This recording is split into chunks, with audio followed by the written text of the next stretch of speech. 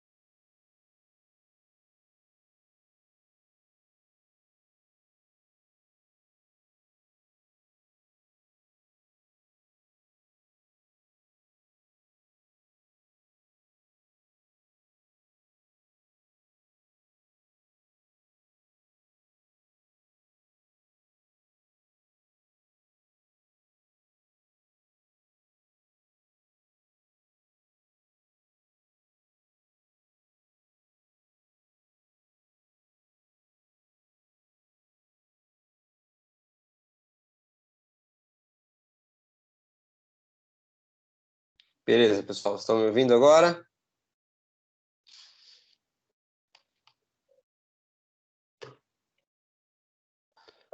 Ouvindo? Legal, né? Você adora fazer essas pegadinhas comigo, pessoal. Então vamos lá. Então, como nós fazemos aí em todo começo de aula, vamos dar uma pincelada nos assuntos que nós conversamos aí nas últimas semanas, tá? Então, na primeira aula, nós falamos sobre os fundamentos aí da estratégia, tá? Falamos um pouquinho sobre evolução, sobre conceitos, entramos um pouquinho aí nas propostas aí de alguns pensadores, como, por exemplo, o Porter, tá? Inclusive, hoje a gente vai comentar um pouquinho do Porter. Não vamos nos aprofundar, mas aí como nós já até comentamos alguma coisa, vocês já vão ter uma noção aí do que eu vou estar falando. Isso é super importante, tá? No segundo capítulo nós abordamos aí os principais conceitos, tá? De administração estratégica, planejamento estratégico, tá? Estratégia em si. Falamos de diretrizes, partes interessadas, missão, visão, valores, né? São todos fundamentos aí que dão base para os estudos da administração integrada. Na semana retrasada, nós conversamos sobre o pensamento estratégico, baseado nas escolas do Richard Whittington, tá? Então, nós falamos das 4 escolas aí, as 4 abordagens, né? A clássica, a evolucionária, processual e a sistêmica, né? E na aula passada nós comentamos aí as escolas do pensamento estratégico, segundo aí o Mitzenberg, Lamprell e Alstrad, tá? Nós falamos das 10 escolas do pensamento estratégico, segundo aí esse trabalho desses 3 autores, tá? Então, escola do design, escola do planejamento, escola do posicionamento, né? Escola empreendedora, escola cognitiva, escola de aprendizado, escola de poder, escola cultural, escola ambiental e escola de configuração, né? Na aula de hoje nós vamos conversar um pouquinho sobre análise do ambiente externo geral ou do macroambiente, tá? Então, nessas próximas aulas aí, nós estaremos falando de uma análise do ambiente de forma bem geral, bem genérica. Vamos falar aqui dos modelos, aqui, o modelo Pestel, o diamante do Porter, tá? Falar um pouquinho de construção de cenários, inclusive construção de cenários bastante utilizado aí, quando a gente se fala quando nós falamos aí de plano de negócio, nós fazemos construção de cenários, tá? A gente vai conversar um pouquinho mais para frente. Tá legal? Então vamos lá, para a aula de hoje, vou projetar aqui, tá? Esse material da aula de hoje, basicamente, ele é o material da apostila, tá? Nesse aqui eu não tenho nenhum acréscimo aí de material, tá? Então tudo que está ali é o material que contém na apostila de vocês.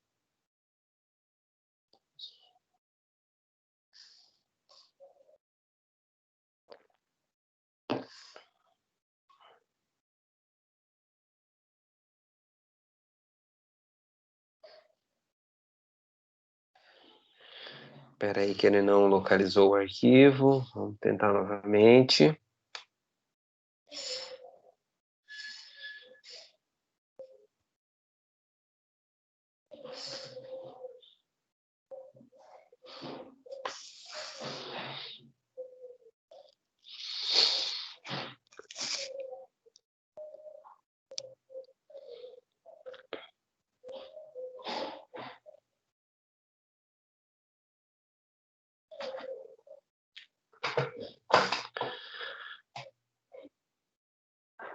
Tá, vamos lá, Microsoft Teams, localiza esse arquivo agora. O poder é seu, localizou, olha só. Só da motivação, pessoal. Escolas comportamentais aí. Motivar o software, ele funciona, que é uma beleza. Se você não motivar, ele fica de birra com você. Não vou funcionar também. Vamos lá. Então, ó, capítulo 5, pessoal. Análise do ambiente externo geral ou macroambiente. Esse ambiente externo geral, ele é o ambiente em que a empresa está inserido, tá? Não estou falando ainda de setor industrial, né? Análise de setor industrial a gente vai ver no capítulo 6, tá? Mas eu estou falando aí de questões que muito provavelmente a empresa ela não consegue aí influenciar de forma mais contundente, tá? Então, na verdade, muitas vezes a empresa ela acaba estando à mercê do que acontece nesse macroambiente. Então, o capítulo começa aí, ó, falando com uma frase aqui do Sun Tzu, da Arte da Guerra. Tá? Se conhecemos o inimigo, o ambiente externo, e a nós mesmos, o ambiente interno, não precisamos temer uma centena de combates.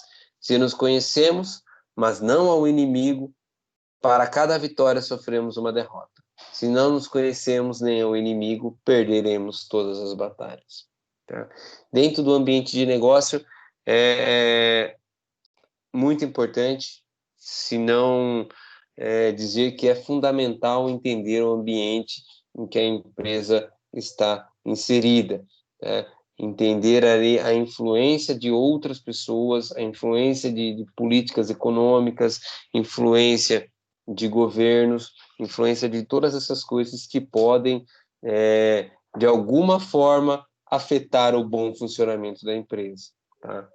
Então, a empresa, antes de se lançar em determinado mercado, antes de decidir atuar em determinado segmento, ela precisa conhecer, precisa fazer uma pesquisa, ela precisa entender como é que é o funcionamento desse macroambiente. Então, hoje nós vamos apresentar aí os aspectos gerais relacionados à análise do ambiente externo ou do macroambiente, pessoal. Não, esquece isso aqui ficou errado, pessoal. Na verdade, a pergunta, ó, se fôssemos fazer uma pergunta, é que eu acabei aproveitando aí, eu utilizo os slides de um como base do outro, né?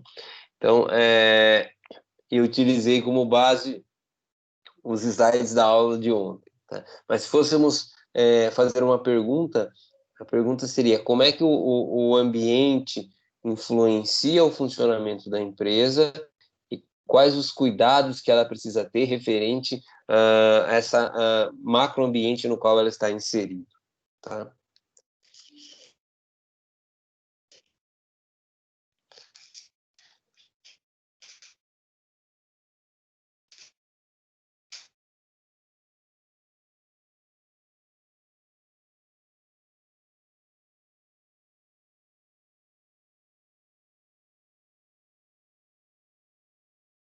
Falhou, voltamos aí, tá?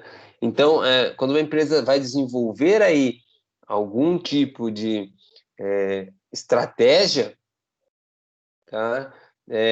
Análise do microambiente, que é o ambiente setorial, e do macroambiente, que é o ambiente maior em que ela está inserida, e entender os impactos e as tendências presentes nesse macroambiente, são esses fatores que podem direcionar o sucesso da organização, tá? Podem direcionar o sucesso da sua estratégia e pode aí ajudar a criar uma vantagem competitiva efetiva, tá? Uma vantagem competitiva que torne a empresa aí uma referência, que torne ela, de certa forma, inabalável.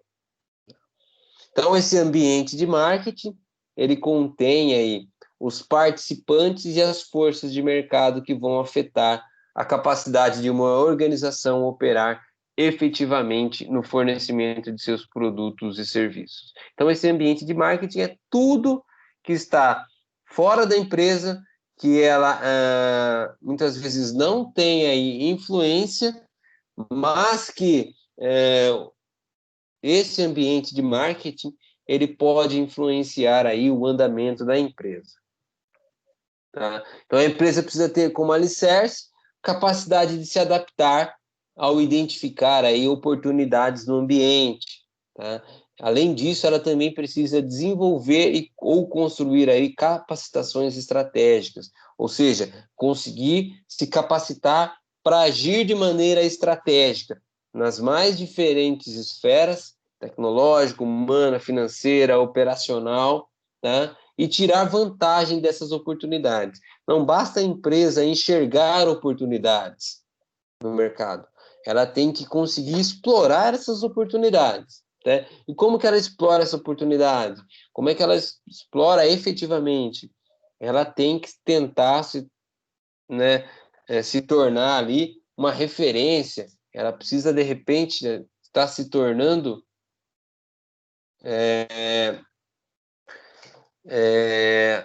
a maior, a que até a primeira em número de vendas, a que mais entrega produtos, a que é mais reconhecida com qualidade, né? A que tem melhor preço, menor custo. Tá? Então, ela precisa tirar vantagem das oportunidades que se apresentam nesse mercado. Tá? E essa vai ser a temática central desse capítulo que nós estamos abordando hoje, né? A forma como os gestores, como nós gestores, nós administradores, podemos perceber e utilizar a nosso favor as incertezas do ambiente que circunda a organização, do ambiente em que a empresa está inserida, tá? Nós, se vamos pensarmos lá nas definições de administrador, tal, nós precisamos entender as oportunidades. Nosso objetivo principal é aproveitar essas oportunidades, tirar o proveito, lógico, pessoal, sempre falando de forma lícita, tá? Sempre falando de forma honesta, forma ética, tá? A gente sempre tem que partir dos princípios éticos para nortear as nossas atividades. Então, nosso objetivo maior é tirar proveito dessas oportunidades, aproveitar, usufruir. Talvez tirar proveito pode dar uma outra conotação, mas usufruir dessas oportunidades, tá? E para isso nós temos que aí perceber e utilizar a nosso favor as incertezas. Como assim utilizar a nosso favor incerteza? Utilizar a nosso favor incerteza. Estamos passando por um período aí de pandemia de Covid. Quantas pessoas não conseguiram, de alguma forma, fazer uma renda a mais com venda de máscaras baseado na incerteza das pessoas? Né? Então, precisamos entender isso, entender essa necessidade de proteção que o humano carrega consigo mesmo, tá? E tirar proveito das situações, lógico, usufruir das situações sempre de maneira lícita. Não é uma tarefa simples, tá? Apesar de parecer aí um discurso muito falado aí entre os administradores, ele não é tão simples, ele é complexo, ele envolve uma série de variáveis, tá?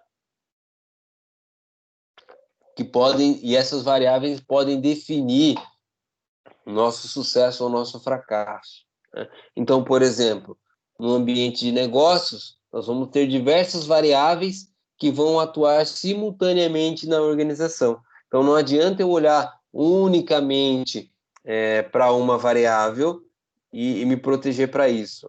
Eu preciso, antes de março, aí, que muitas empresas estavam olhando de repente.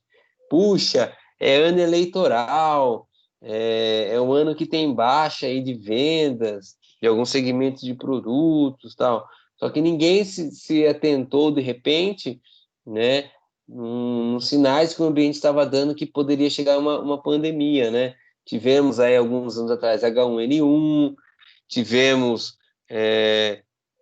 questão de dengue, quer dizer, no Brasil é recorrente essa questão de dengue, né? Mas ninguém tentou se proteger contra isso, né? Então, quando a gente fala do ambiente de negócio, a gente tem que estar atento a todos os sinais que podem ocorrer, tá? E aí já se engloba o nosso primeiro problema. Como nós temos uma diversidade de variáveis e essas variáveis influenciam de formas diferentes na organização, torna bastante difícil a gente estar gerenciando isso. Um segundo problema é a complexidade oriunda dessa diversidade, pessoal. Então, quando temos aí essa diversidade, ela vai trazer uma certa complexidade, porque as coisas vão se interligar, né? Então, por exemplo, vou dar o exemplo novamente dessa situação de pandemia. Então, estava todo mundo preocupado com saúde, e super importante preocupar com saúde e tal, né? Nos preocupamos até em questão de desabastecimento. Legal. Aí, não, fechou todo mundo, fechou os comércios, e aí muita gente começou, tirou da mente que pode ser que dure mais tempo do que nós imaginemos, né? E pode ter um colapso na economia. E aí, agora, nós estamos tentando remediar a economia e saúde ao mesmo tempo. Mas se torna bastante complexo, né? Porque, do ponto de vista da saúde, tem que ficar todo mundo em casa. Do ponto de vista da economia, a economia não pode parar. Os sistemas produtivos não podem parar, o comércio não pode parar, o sistema de serviços não pode parar. Por quê? As necessidades humanas continuam, né? Então, aí,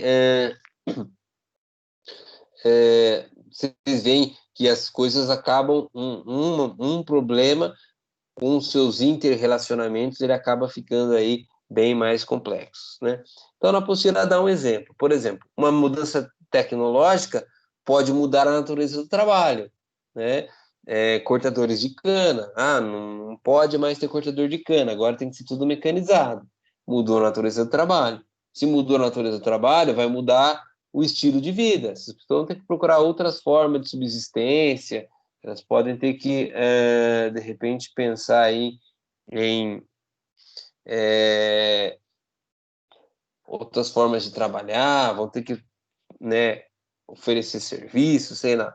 E vai mudar também os hábitos de consumo para diversos produtos, né? Um outro exemplo nessa mesma pegada tecnológica, celular, né? Os smartphones da vida aí, foi uma mudança tecnológica bem grande que mudou a natureza do trabalho. Muita gente trabalhando, vocês tendo aula aí, muita gente utilizando o celular. Mudou o estilo de vida, todo mundo conectado, ninguém consegue ficar mais sem estar conectado, e mudou os hábitos de consumo. Cada vez mais se compra tecnologia, tá? E ela também, essa diversidade vai criar oportunidades para algumas empresas, tá? E vai obrigar outras a estarem saindo do mercado. Ela vai obrigar aí uma reciclagem, uma renovação do mercado, tá? Basicamente, se a gente fosse fazer não é um paradoxo, um comparativo, uma analogia, né, com a seleção natural. Então, o ambiente vai mudando, os animais que conseguem, de alguma forma, se adaptar às mudanças ambientais, muitas vezes até trocando hábitos alimentares para sobreviver, permanecem. Aqueles que não conseguem, eles acabam morrendo, né? No ambiente empresarial ocorre da mesma forma, né? Então, entender essas conexões é fundamental para que o gestor possa ter um plano estratégico adequado. E é difícil. é bastante difícil entender, ter uma visão bem ampla de tudo que pode acontecer. E aí, só para terminar essa contextualização, existe a questão da frequência e velocidade das mudanças no ambiente de negócio, tá? Então, por exemplo, mudanças tecnológicas, ambientes que eu tenho um ritmo de mudanças tecnológicas, velocidade e fluxo de informação muito rápido, muito constante, que exige respostas rápidas, eu posso ter um ambiente de trabalho muito turbulento. Por exemplo, vou dar um exemplo aqui, tá? Fora do ambiente de trabalho, mas eu acho que vocês vão entender. Imagine um, um serviço de um pronto-socorro aí de uma grande cidade, tá? Em que tem sempre tiroteios, acidentes de carro. Qual é o ritmo que aquele pessoal trabalha, né? É um ritmo hiperacelerado, né? Velocidade de comunicação, tomada de decisão rápida, tá? É um fator ambiental. Agora, se eu pegar o mesmo posto de saúde numa cidade pequena, por exemplo, você já vai ter um ritmo, por mais que o pronto-socorro seja aí um, um local que o atendimento deveria ser rápido, numa grande cidade, numa cidade menor, você vão ter ritmos diferentes, tá? Então, você vai ter aí um contexto diferente, desafios diferentes também.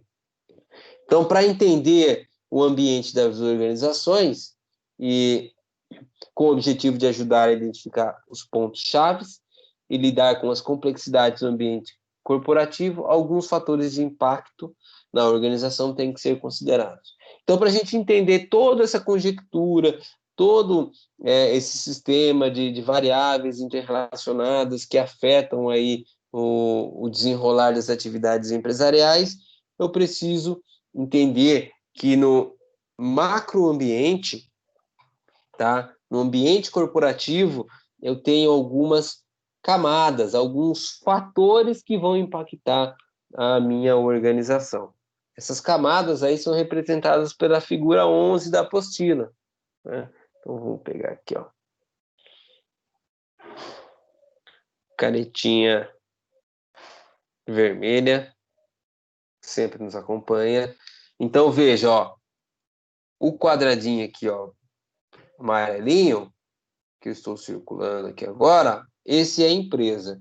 A empresa ela está dentro de uma camada referente aos seus competidores, tá? Esses competidores e mercados estão dentro de um setor de atuação, indústria, serviços, comércio, tá? Indústria de tecnologia, indústria de bens de consumo, indústria de bens de manufatura, né?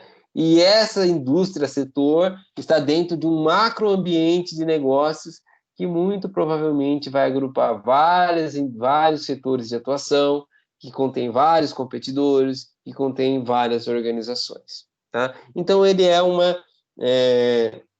vamos dizer assim, uma cebola cheia de camadas aí. E nós precisamos entender cada uma dessas camadas. Por quê? Porque essas camadas influenciam as atividades do gestor aí no seu dia a dia. Tá? Então, essas camadas funcionam como um funil. Então, do ambiente macro é um ambiente mais esparso, em que eu tenho mais variáveis, e conforme eu vou adentrando essas camadas, eu vou afunilando a questões específicas, tá? Camada mais geral, conhecida como macroambiente de negócios, é nesse em que todo mundo está disputando, tá? Independente do setor, independente do tipo de indústria, independente, muitas vezes até mesmo independente do país. Hoje nós estamos vivendo um momento de globalização, tá? E a empresa no Brasil não concorre só no Brasil, ela concorre no mundo inteiro. Então, essa camada mais geral é o macroambiente de negócio e é uma abordagem ampla dos fatores que afetam todas as organizações com maior ou menor intensidade, diferenciando de uma para outra. Tá? É importante o gestor entender no macroambiente como as mudanças que ocorrem no macroambiente provavelmente vão impactar a organização. Então, dentro do macroambiente,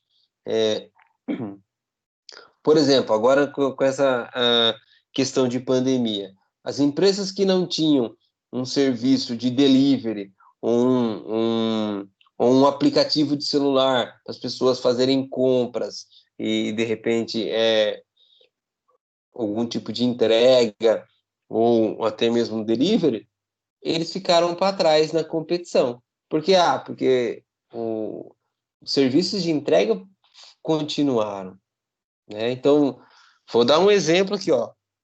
O McDonald's tem o drive-thru, certo? Mas apesar que em algumas das grandes cidades eles já têm a entrega também, tá?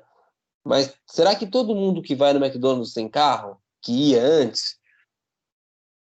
Pode ser que não. Muito provavelmente não. Pessoas que, por exemplo, iam no shopping e passavam para comer alguma coisa no McDonald's, tá? E agora de repente, se na cidade dele que tem McDonald's, aquela unidade não tem o a entrega, o delivery, né? Então essas pessoas vão deixar de consumir o McDonald's, né? E outras tantas, né? Ah, as farmácias, né?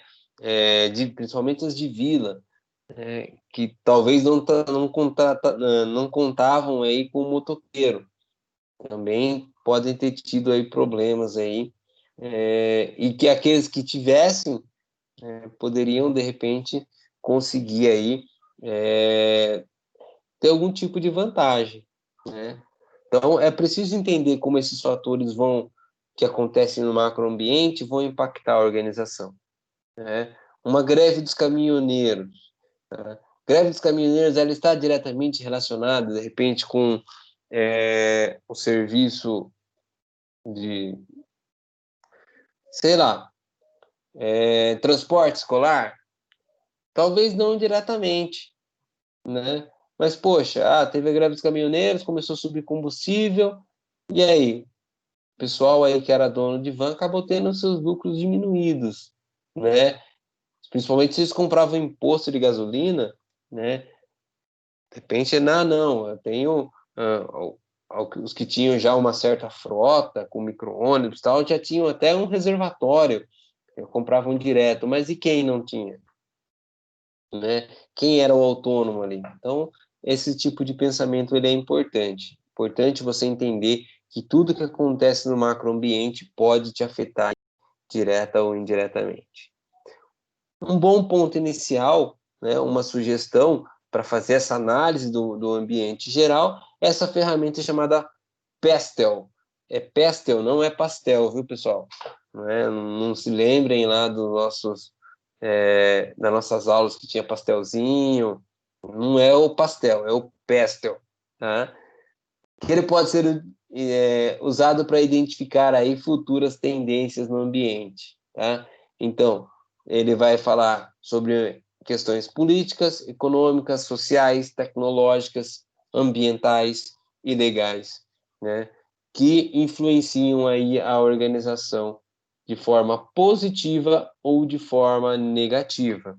Temos que entender os dois lados aí. Então, essa análise oferece uma ampla quantidade de dados que possibilitam identificar quais são os agentes chaves, quais são aquelas fatores que eu preciso identificar, que eu preciso tratar, que eu preciso criar um plano de ação para que a minha mudança ocorra de maneira a alcançar melhores resultados, tá? É importante salientar que esses agentes chaves eles diferem para cada tipo de indústria, setor e país, tá? Então eles são diferentes e eles vão ter impactos diferentes em cada organização, né? Nessa pandemia, diga-se de passagem, né? Já que a gente está falando tanto de pandemia hoje, vamos continuar nesse exemplo, né? Ouvi relatos aí de os grandes mercados eles nunca faturaram tanto, tá? Eles nunca faturaram tanto. Então teve muita gente aí que está que tá tirando lucro aí no momento de crise. É lógico, né? É como falei no começo, a gente tem que ver só do ponto de vista legal, ponto de vista permitido. Mas, por exemplo, o auxílio do governo, eu sei que tem muita gente que tem o MEI aberto, tá? É, não tem, de repente, não tinha lucro naquele, né? Não tinha uma atividade financeira relacionada àquele MEI e pediu auxílio e está gastando o auxílio para fazer churrasco. Tem muita gente assim, né? Professor, ninguém tem o MEI para não usar. Eu criei o MEI quando fui demitido da empresa, tá? Muito tempo atrás, e eu tenho o MEI aberto até hoje, tá? Eu não atuo mais com o MEI, já até mudei o setor de atuação dele, né? Antes ele estava com venda de produtos, agora ele está como atividades de ensino, porque é mais próximo do que eu tenho atuado atualmente, tá? Mas eu praticamente não tenho usado, porque assim, apareceu um serviço ano passado, né, para fazer aí um material que me pediram, elaborar um conteúdo, só. Mas eu continuo pagando ele e deixo ele aberto, porque, né? Mas por que, por exemplo, aí já que eu toquei nesse ponto, vou aproveitar. Por que eu deixo esse MEI aberto? Porque muitas faculdades, né, isso na questão do ensino, muitas faculdades já estão adotando, passaram a adotar a não contratação de professores, tá? Como CLT. Eles já passaram a contar como prestação de serviços. Então, o professor tem que ter um CNPJ e ele tem que emitir nota fiscal, né? Então, se algum dia isso vir a acontecer em alguma das entidades que eu dou aula, eu já estou com o meu MEI aberto, tá? Então, estou utilizando ele mais ou menos para isso. Nossa, você está jogando dinheiro fora? Não, também colabora para eu não ficar com o meu sem contribuir aí com o INSS, apesar de eu não saber mais se eu vou me aposentar, né?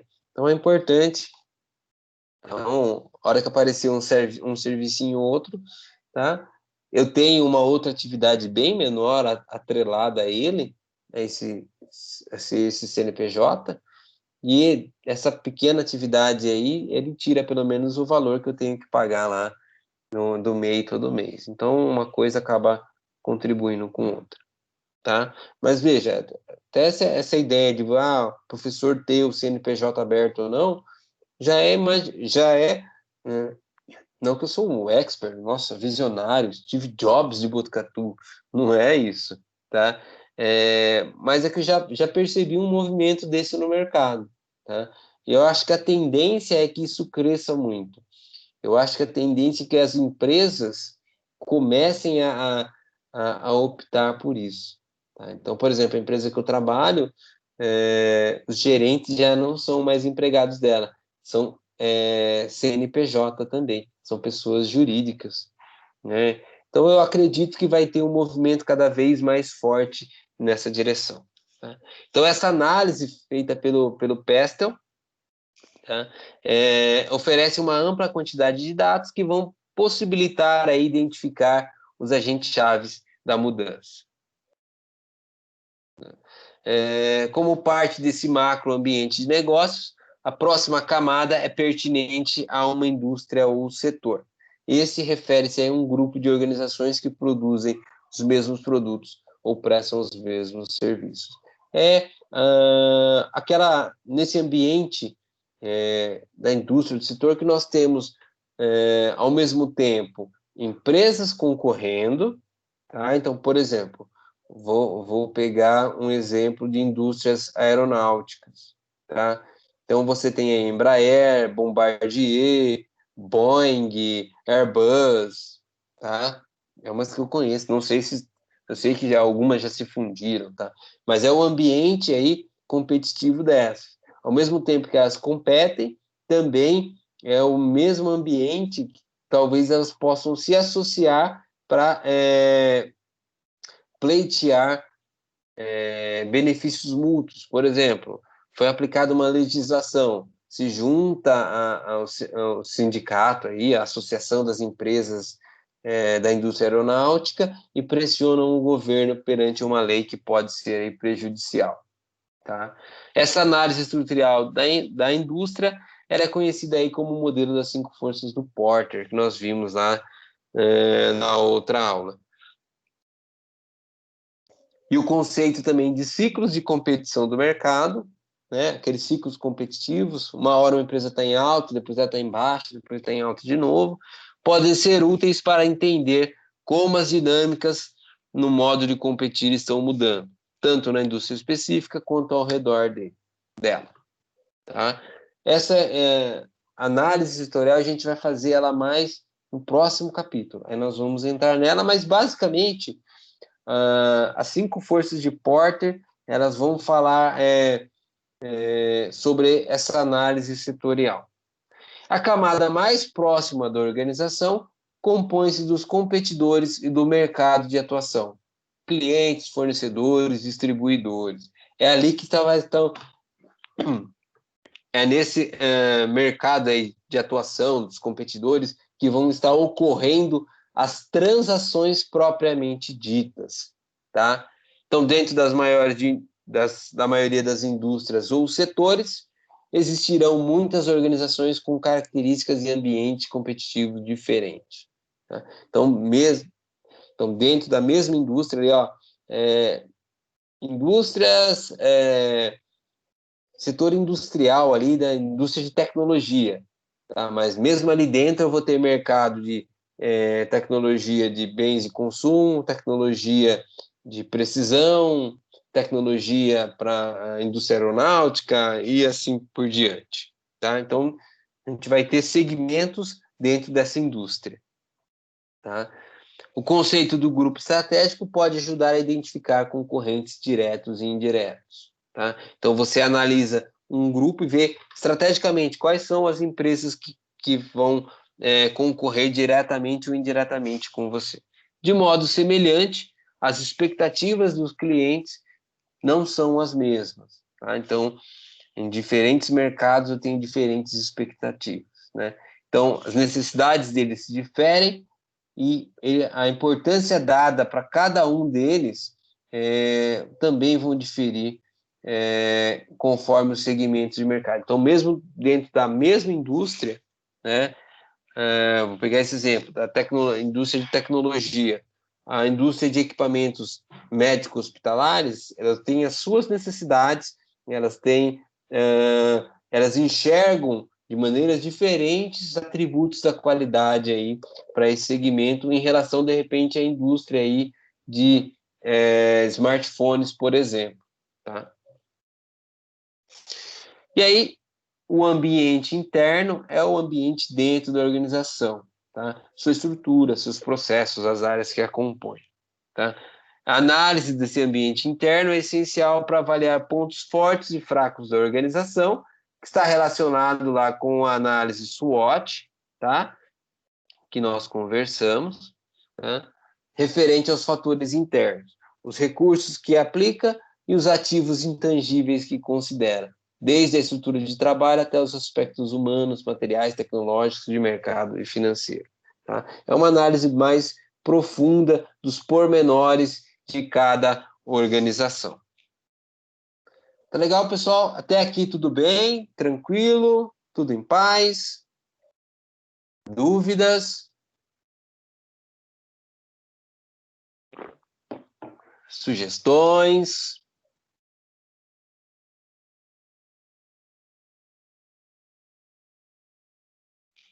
Vou passar, se alguém tiver dúvida, deixa no chat aí, depois a gente volta. Vamos falar um pouquinho das forças macroambientais. Tá? Então, aquela análise acima do setor industrial, pessoal. Então, imaginem um ambiente como um todo, tá? É um ambiente de forma mais ampla, questões econômicas e políticas, e como essas questões influenciam o setor de atuação. Tá? Então, ele tem por objetivo identificar ameaças e oportunidades do mercado. E aqui voltamos aqui, ó, mais 2 itens da análise SWOT. São questões que a organização individualmente pouco consegue influenciar. Uma organização isoladamente não consegue influenciar a economia de um país. A menos assim, ó,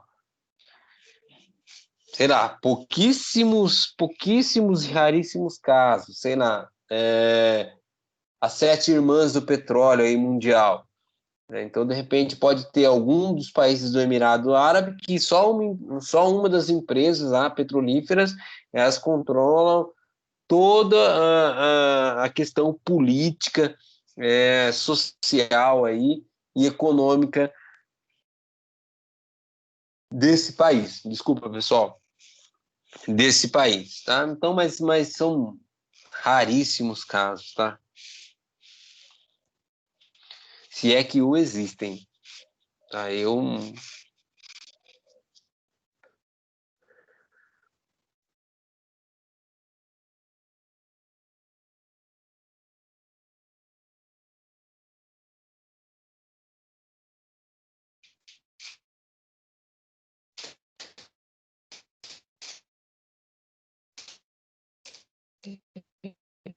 É, é,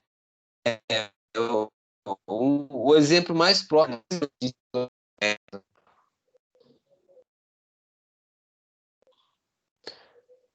caiu aqui. Voltou, pessoal? Estão me ouvindo aí? Caiu aqui um pouquinho a internet, mas vamos lá. E quais são as forças macroambientais que afetam aí as organizações? Questões político-legais, legislação, questões econômicas, questões tecnológicas e questões sociais. Tá? Político-legais, legislação, então a lei influencia bastante. Tá? Questão econômica, forma de atuação, forma de transações econômicas entre os países, tecnologia, se um país tem tecnologia ou não, e as questões sociais, e dentro das sociais eu incluiria as culturais também. Então, quando uma organização opera em um novo mercado, ela precisa analisar esse macro ambiente de uma forma muito profunda, tá? Para que ela não venha cair aí em armadilhas. Por exemplo, Euro Disney. Então, a Disney queria construir um parque temático na Europa, tá? Porque grande parte ali das pessoas que iam para a Flórida eram oriundas da Europa, tudo bem? Tá. Então ela fez todo um estudo, né, de localização, tal. E aí ela ficou, no final da história, ela ficou entre 2 países, Espanha e França. E aí a França ofereceu benefícios de isenção de impostos, de terreno, tal, e ela foi para a França. Foi lá, construiu um big de um parque temático. Nunca fui, pessoal. Um dia eu vi um big de um parque temático, tal. Só que ela, a análise de mercado dela, a análise do macroambiente dela não foi tão apurada assim. Por quê? Porque ela desconsiderou uma questão aqui, ó, social e cultural, né? O povo francês ele é conhecido por ser um povo bastante fechado, pessoal. É um povo de cara fechada, não é tão caloroso como os povos latinos, por exemplo. Tá? E aí as pessoas começaram a ir para o parque e começaram a não se sentir tão bem acolhidas. Né? E, inclusive, as pessoas continuaram indo se hospedar nos hotéis e no parque do resort na Flórida e não, né? Então a pessoa saía dos países vizinhos, ali, Inglaterra, Espanha, Portugal, e iam para os Estados Unidos, mas não iam para a França para usufruir do parque. Foi quase um fiasco. A Disney teve que se desdobrar para tentar reverter a situação. Mas ela não foi o sucesso esperado, ficou bem aquém aí, necessidades do que eles tinham. A estratégia dela não foi boa. A estratégia de localização dela. Então, para fazer esse tipo de análise, ela acaba sendo um pouquinho mais complexa, tá? Então, só apresentando para vocês aí, ó, o modelo do pastel não, do pastel. Tô com fome, pessoal, né? Então, esse modelo pastel, ele vai identificar quais os fatores que afetam aí a organização, quais são os mais importantes no presente e os mais importantes no futuro, tá? Então, ele vai fazer um levantamento aí dos aspectos. Vamos aqui, ó, um por um. Questão econômica, né? Questão política, estabilidade do governo, política de impostos, lei de comércio internacional, políticas sociais, tá? Com relação à economia, ciclo de negócios, tendência do PIB, vai crescer, vai estagnar, juros, inflação, taxa de desemprego, política monetária, receita per capita, tá? Fatores socioculturais, como a distribuição de renda, mobilidade social, demografia populacional, onde a população se encontra no país, nível de educação, hábitos de consumo, mudanças no estilo de vida, todos esses fatores vão influenciar a organização. Fatores tecnológicos, quanto o governo desembolsa aí, ou incentiva pesquisa e desenvolvimento, taxa de obsolescência, né? Em quanto tempo a tecnologia vai ficando obsoleta, rapidez de transferência tecnológica, quanto a indústria nacional, a tecnologia nacional consegue evoluir, foco do governo em indústria e desenvolvimento tecnológico, novas descobertas, patentes e direitos autorais, entre outros, política ambiental, tá? Leis de proteção, consumo de energia, disposição do lixo, tá? E aspectos legais, leis de competição, tá? Tem algum tipo de barreira, tem algum tipo de incentivo, lei de empregabilidade, saúde e segurança, comercialização dos produtos. Então é uma análise bem completa, tá? E por esses fatores a gente vê como é complexo fazer esse tipo de análise, tá? Então entender como esses fatores desse modelo impactam e alavancam mudanças nas organizações é um ponto inicial. Então, você olhar todos esses fatores e ver como é que eles podem influenciar a sua organização, tá? E aí, o gestor precisa também entender os fatores chaves que vão alavancar a mudança, aqueles que vão disparar a mudança, que vão fazer a empresa alcançar aí o diferencial, tá? Dessas influências externas em determinada indústria, mercado e organização, tá?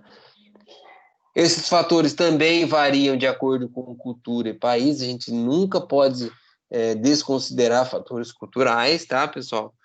É importante que o PESTEL seja usado visando o futuro impacto dos fatores, tá? Então, precisamos ter uma visão não imediatista, mas ter uma visão, de repente, uma visão de futuro mesmo, de mais longo prazo, tá? Provavelmente serão diferentes dos fatores passados, então não adianta eu olhar para o passado imaginando que é o que vai acontecer no futuro, né? Ninguém contava com essa pandemia, né? Ninguém contava que ela seria tão... E aí, se a gente for comparar essa pandemia com a última H1N1 ela não teve tanto impacto quanto essa, né? Cultural, social, né? Aumentando aí os casos de depressão aí por causa de isolamento, então não teve esse impacto tão grande. Quando existe muita incerteza a respeito das mudanças futuras, né, projetar cenários pode ser bem eficiente para cercar todas essas possibilidades, pessoal. Pessoal, do modelo do PESTEL, é um modelo complexo, ele vai analisar todos esses pontos aí, tá? Então, fatores políticos, econômicos, socioculturais, tecnológicos, ambientais e legais, tá? Deem uma olhada lá na figura da página 62, dê uma analisada com calma. É muito complexo, mas porque o nosso ambiente ele é hipercomplexo, tá? E a gente precisa estar preparado para isso. Vamos partir aí para fatores direcionadores de mudança, os fatores que podem alavancar mudança. Então, fiz uma análise do meu macroambiente, identifiquei que eu preciso, de repente, o que pode influenciar na minha empresa, agora eu preciso alavancar a mudança na minha organização, tá? São as forças que podem afetar a estrutura de uma indústria, um setor ou mercado, tá? Ainda que, com toda certeza, ocorram mudanças no ambiente externo das organizações, essas mudanças, muito provavelmente, elas vão ocorrer não por causa de um fator ou de outro, mas por causa de uma combinação de fatores, tá? Vamos dizer assim, um efeito cascata, tá? Então,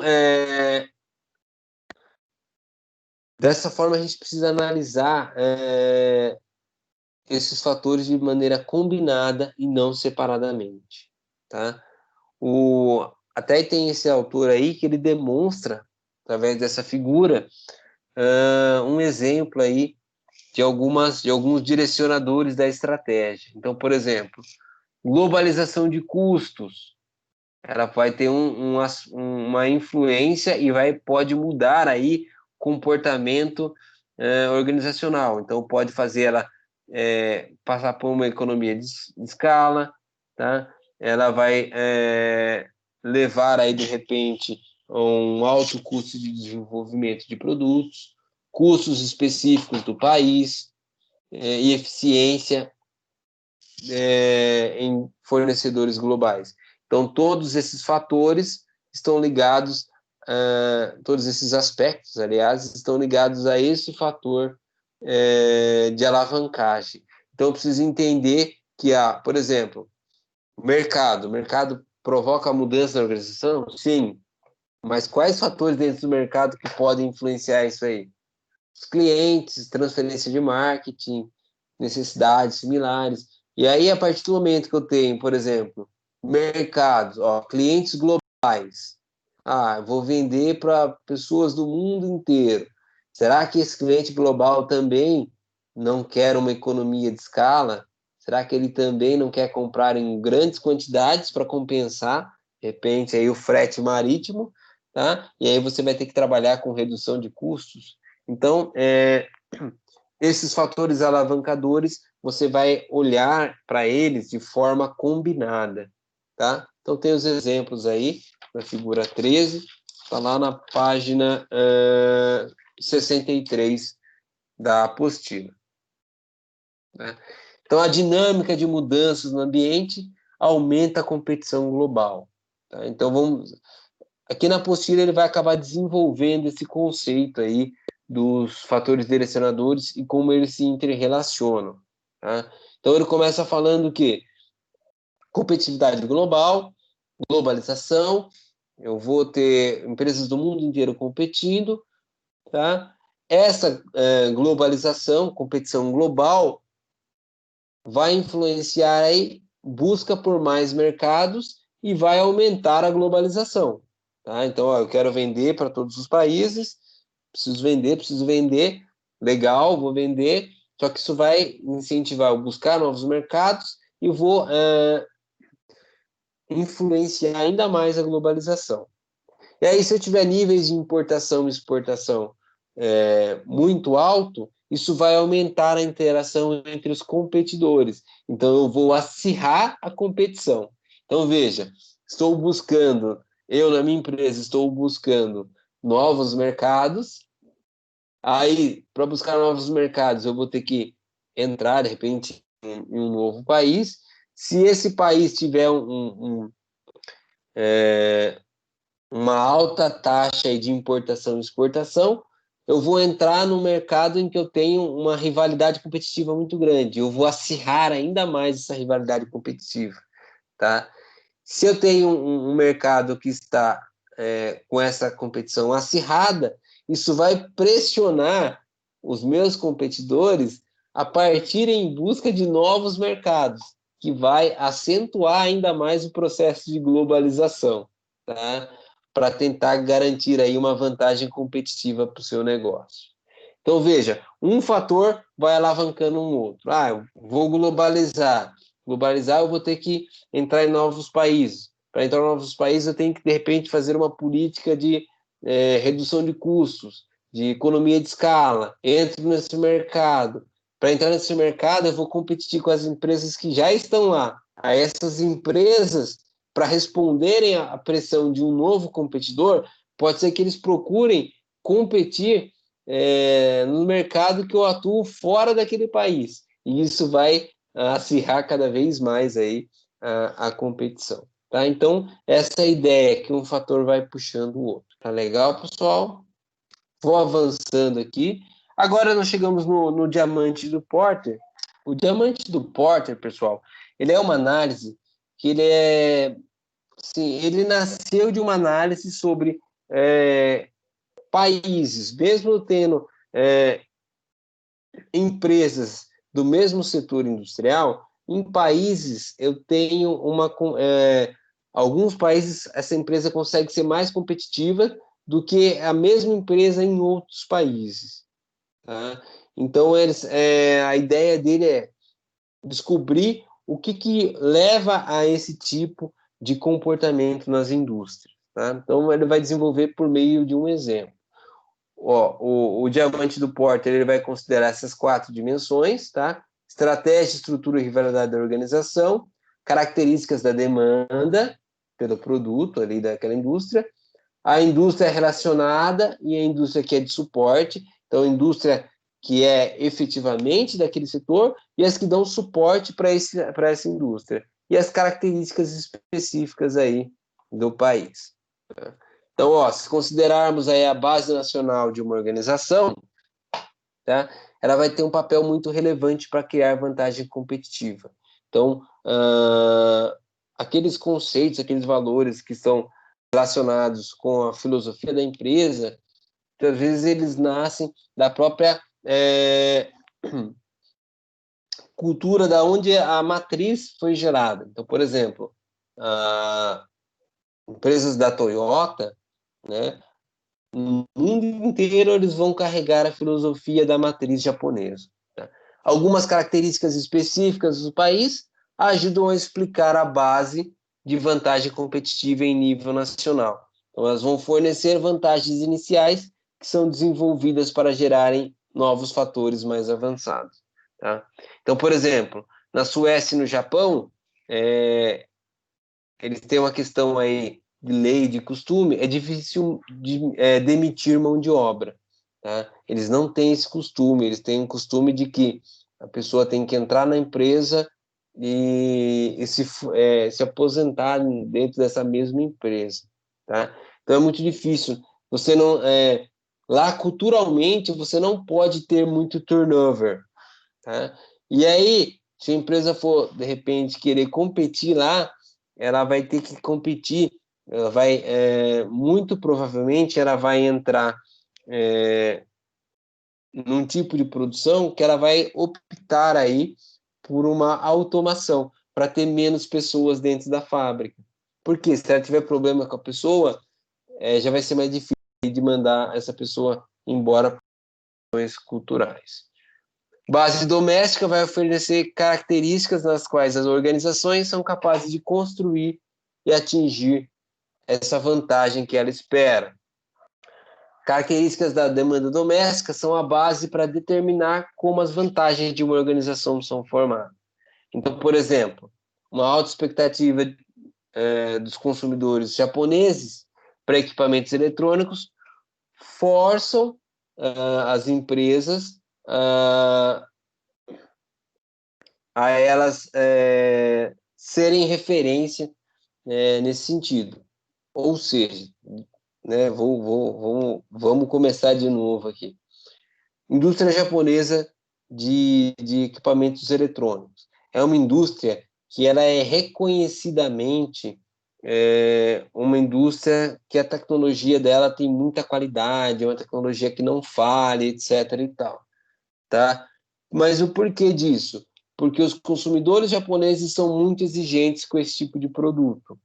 Logo, se eu quiser fazer algum tipo de benchmarking, ou seja, copiar alguma prática ligada com a qualidade de equipamentos eletrônicos, muito provavelmente eu vou optar por fazer um benchmarking em alguma indústria japonesa, né? Aquela ideia da TV sempre Toshiba, né? Que não quebra, né? Tem até aquele comercial, ficou famosíssimo, vários comerciais deles, né?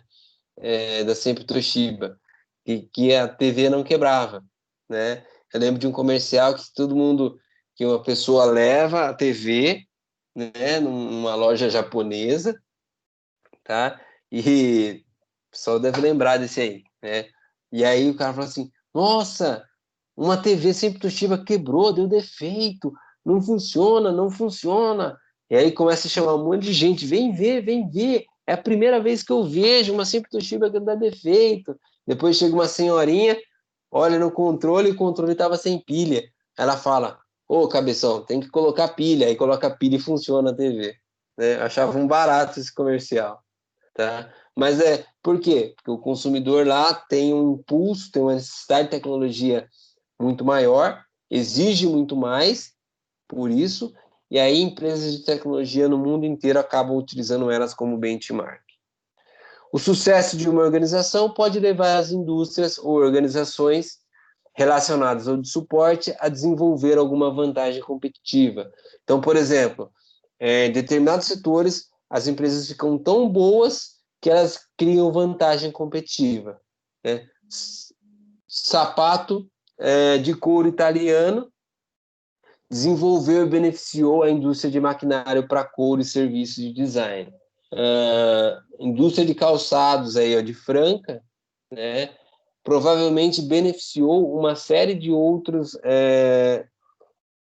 segmentos ou de indústrias parceiras dentro daquele segmento. Tá? Um outro exemplo aí, serviços portuários e a indústria de reparo de navios se beneficiam mutuamente lá em Singapura. As características da estratégia da empresa, da estrutura da indústria e a rivalidade em diferentes países também determinam bases de vantagem competitiva. Por exemplo, na Alemanha, eles têm uma sistemática de trabalho com alta hierarquia. Isso acabou permitindo o desenvolvimento de processos de gerenciamento em que a engenharia técnica é reconhecida por sua excelência e confiabilidade. Tá? Então, nas indústrias aí, alemãs, a engenharia técnica ela é muito reconhecida aí porque ela alcança níveis extremos de confiabilidade. É uma característica da empresa e da estrutura da indústria alemã. Tá? Rivalidade doméstica e a busca por vantagem competitiva dentro do país pode fornecer às organizações uma base para atingir uma vantagem em escala mais global. As indústrias farmacêuticas e financeiras suíças, tá? Tem uma grande rivalidade e isso acaba extrapolando aí, criando uma vantagem aí de forma mais global. Né? Chocolate suíça ou chocolate belga. Né? Tem várias empresas chocolatiers ali e elas são reconhecidas como os melhores chocolates do mundo. Mas por quê? Por que alcançou isso? Porque a rivalidade entre elas foi muito grande e o negócio acabou se expandindo. Então, esse diamante de porta ele tem sido utilizado de diversas formas, tá? Governos utilizam para considerar políticas para incentivar o desenvolvimento, tá? O argumento é, em essência, que características da competição doméstica deveriam gerar vantagens em sentido mais amplo, tá? Então deveriam aí colaborar com o macroambiente e ser encorajados em nível nacional, ao invés da empresa, do país se proteger aí da competição e permitir que sua indústria acaba fazendo aí serviços sem nível de excelência, tá? Mas aí os governos podem utilizar vantagens, podem promover vantagens utilizando meios para garantir altas expectativas no desempenho de produto. E a gente vai falar um pouquinho de políticas governamentais de proteção da empresa ou não. Eu acho que não entra muito no foco, né? Dessas políticas de proteção, a gente precisa entender que, se eu for entrar nesse segmento, eu preciso estar preparado para enfrentar esse protecionismo, tá? E essas mesmas implicações aí do diamante do Porter podem ser aplicadas aí dentro de regiões, tá? Então, em vez de considerar só país, eu posso considerar só regiões. Por exemplo, posso considerar essas implicações somente na Zona Franca de Manaus, ou somente no Sudeste brasileiro, né? Ou somente no Sul. Então, eu posso fazer essas considerações regionalizadas também. Tá, pessoal? Dúvidas? Eu sei que é bastante coisa, pessoal, sei, mas na apostila está bem desenvolvida aí com exemplos, então deem uma olhada na apostila aí que vai dar tudo certo. E construção de cenários, que é o nosso último tópico de hoje, tá? Então, quando os negócios estão em um ambiente cercado de muita incerteza, tá? Devido à complexidade, rápida mudança, questões políticas, rivalidade, etc. e tal, você pode recorrer a fazer cenários, tá? Ter visões, projetar o que pode vir a acontecer na sua empresa de diferentes perspectivas, né? E eu até comentei que a gente faz isso em plano de negócios, porque no plano de negócios, principalmente na parte final, nós propomos aí alguns cenários. Cenários otimistas, né? Basicamente é um cenário otimista. Não, vamos começar do meio, vai. Cenário mais provável. Você faz uma pesquisa de mercado e entende que acho que provavelmente vai trabalhar nesse formato a empresa, com essa quantidade de clientes, com esse padrão operacional. Legal. Então você define, isso aqui tende a ser o meu normal. Mas e se for melhor do que isso? Se for, por exemplo, 50% a mais de clientes da sua empresa, como é que ela vai se comportar? Então aí você faz todas as projeções, necessidade de pessoal, necessidade de maquinário, se vai atender demanda, se não vai. Tá? Em contrapartida, você pode ver o outro lado, tá? Um cenário pessimista. E no cenário pessimista, aí se eu tiver 50% menos clientes, como é que a minha empresa vai se comportar? Tá? Então, diante de um ambiente turbulento, de fortes mudanças, você pode fazer aí esses cenários. Né? Os cenários, que são? Visões plausíveis e detalhadas de como o ambiente de negócio pode se desenvolver. Se acontecer isso no mercado, o que vai acontecer com todas as indústrias? Fornecedor, tal. Então, você visualiza esse cenário. Tá? E aí você vai propondo aí diversos cenários para avaliar como é que está a sua empresa. Ele dá o exemplo aqui, ó, possível escassez de água e petróleo, de água doce e petróleo, já levam diversas empresas a desenhar modelos de negócios para o futuro, de 20 a 30 anos. As empresas chinesas que estão aí entrando no mundo inteiro, elas têm um pensamento de 20 a 30 anos, né? Estava conversando com uma amiga minha, ela trabalhou como analista de negócio de uma empresa chinesa, e ela falava, olha, eu tenho uma oportunidade de negócio, mas ela vai começar a dar fruto só daqui a 20, 30 anos. Tá? Mas aí os chineses entendem que eles têm uma hiperpopulação e que daqui a 20 ou 30 anos eles vão precisar de recursos. Então eles falam, não tem problema, eu invisto hoje para daqui a 20, 30 anos ter esses recursos. Tá? O planejamento de cenários ele não visa prever o imprevisível, tá? Ele vai trabalhar dentro de parâmetros que sejam palpáveis, tá? Então você vai considerar aí os mais diversos cenários, tá? Não vai ser por base em palpite, tá? Eles são aí de alguma forma racionalmente propostos, tá? Ao compartilhar e debater esses cenários, você gera um aprendizado organizacional que vai tornar os gestores mais perceptíveis em relação às possíveis influências do ambiente no negócio, tá? Então, eles vão estar mais preparados.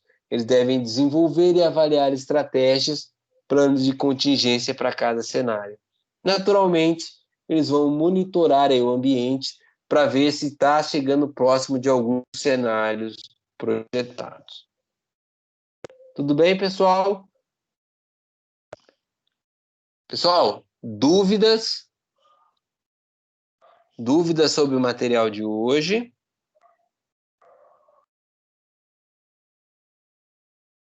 Deixa eu ver se tem alguma coisa aqui no chat.